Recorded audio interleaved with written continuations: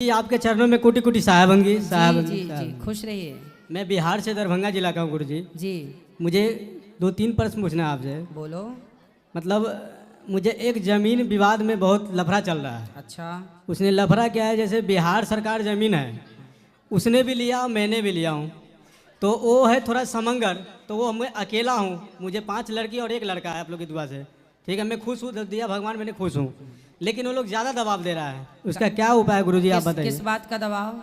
मतलब वो कहता है कि अकेला है, इसको मार दूंगा, ऐसे करूंगा ऐसे करूंगा, बहुत धमकाता है और मुझे कोई साथ देता नहीं है। और लोग कहता है कि कानून अंधा, मेरे गांव का समाज भी अंधा ही है। गलत आप कहते हो ना उस प्रवचन में कि मतलब जो गलत होता है गलत का साथ देता है, वही साथ वही हो रहा है। उसको साथ देता है मेरे को, मैं सत्य पे चल रहा हूँ, मेरे को कोई देखने ही नहीं चाहता है। तो आपने पुलिस कंप्लेंट की? नहीं जी गुरु जी, पुलिस कंप्लेंट तो नहीं किया हूँ मैंने। पुलिस कंप्लेंट करो कि मतलब भाई आपके साथ यदि गलत हो रहा है तो पुलिस कंप्लेंट करो। मतलब कोई कोई बोला है कि ऐसा है ना कि जब पुलिस कंप्लेंट करेगा तो केस हो जाएगा, तुम्हें 5 बच्चे 6 बच्चे, कैसे क्या व्यवस्था करेगा, इसीलिए मैंने जाता। भाई सलाह लो पुलिस से, वकील से, अच्छे एडवोकेट से सलाह लो, उसको समझाओ अपना पूरा क्या है मामला, और वो समझाएगा तो जी आगे। हाँ, वो पूरा दबाव दे रहा ना कि अकेला हूँ मैं, इसी के कारण। कोई बात नहीं, आप साथ हैं आपके भगवान। और गुरु जी एक बात और है कि मतलब मुझे एक और परेशानी है। मतलब सप्ताह में एक बार मतलब नाक से पानी और छींक आता है, इसका क्या उपाय है, कुछ बताइए तो। डॉक्टर को दिखाओ। डॉक्टर को दिखाया तो बोला नोजला का परेशानी है। तो उसका भी इलाज होता होगा। नहीं, बोला दवा खाते रहो, दवा खाता हो तो ठीक हो फिर। योग किया करो, योग योग किया करो, चलन को दो। ठीक है साहब गुरु जी। खुश रहिए खुश रहिए। जय श्रीमन्नारायण गुरु जी। जय इस श्रीमन्नारायण। दास अंकित का आपके कोटि चरणों में कोटि कोटि प्रणाम। खुश रहिए। शिव महापुराण में वर्णित है कि शिव जी पे चढ़ाया हुआ जल हमें ग्रहण करना चाहिए, लेकिन मैंने आपकी कथा में सुना है कि उसको आंखों से लगाना चाहिए, तो इस पर प्रकाश डालिए थोड़ा। शिव महापुराण में ही ये बात लिखी है कि जल नहीं पीना चाहिए बेटा। लेकिन मैंने टीवी पे किसी की टीवी पे कथा में- देखो, टीवी पे तो आप कुछ भी सुन लें, यूट्यूब पे तो आप कुछ भी सुन लें। आपने पुराण पढ़ा?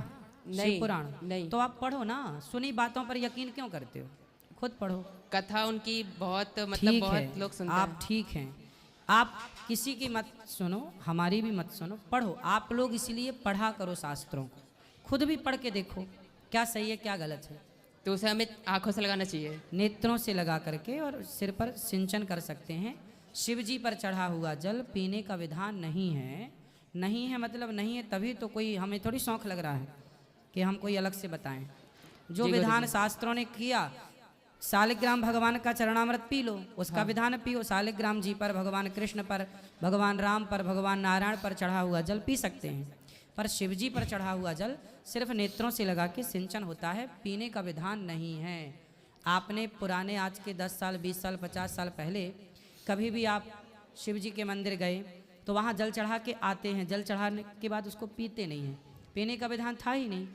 अब आप मनमाना करें तो पी लें, पर जो लिखा है शास्त्रों में वो तो ये है नहीं पिए। जी गुरु जी। यदि आप मानते हैं तो पढ़ के देख लो, पढ़ लो शास्त्रों को। जैसे एक दूसरा क्वेश्चन है मेरा, जैसे एक आदमी किसी का मृत्यु होती है तो किसी और की जन्म होती है, ऐसे ये चक्र चलता रहता है, तो दुनिया का अंत है या नहीं है?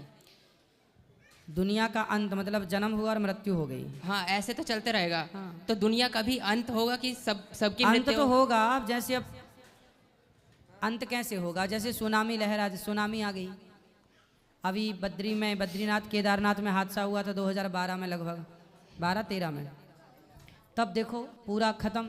ऐसे ही कभी आएगी सुनामी, कभी आएगा तूफान, कभी आएगा, सब खत्म करके वो प्रलय, पृथ्वी पानी में। प्रलय का वर्णन है ना शास्त्रों में, जब ब्रह्मा जी के 100 साल पूरे हो जाते हैं तब महाप्रलय आता है, पृथ्वी पानी में डूब जाती है पूरी, फिर एक नया सृष्टि लाखों साल बाद फिर नई सृष्टि होगी। धन्यवाद गुरुजी, राधे राधे। खुश रहिए।